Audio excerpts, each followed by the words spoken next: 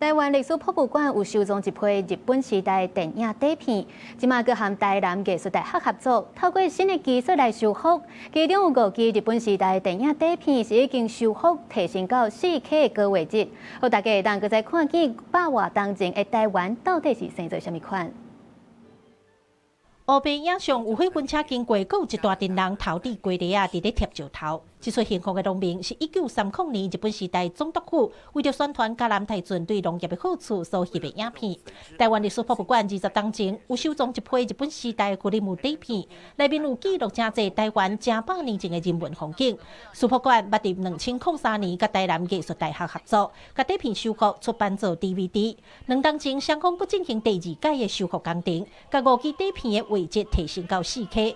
16下晡要公開放映，帶大家來看日本時代台灣。咱即馬看到攏是相片，但是實際上結婚的時陣，咱是免啊嫁娶，迄個過程嘛無意識當中就拄好。因為雖然是宣傳的影片，迄時陣攏是日本政府、日本人做的一種影片，但是嘛，甲咱台灣人的風俗攏甲記錄入去。對那個時候日治時期的台灣有更進一步的了解，因為它有影像跟聲音，所以就會比較清楚。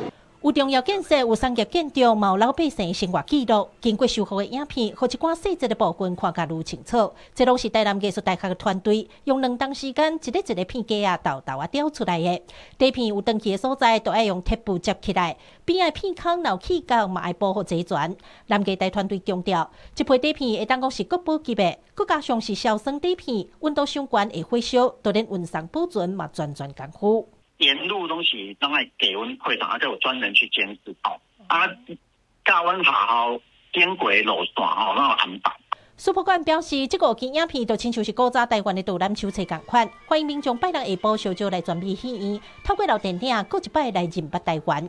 記者李成武、柯家珠、邱超雄台南採訪報道。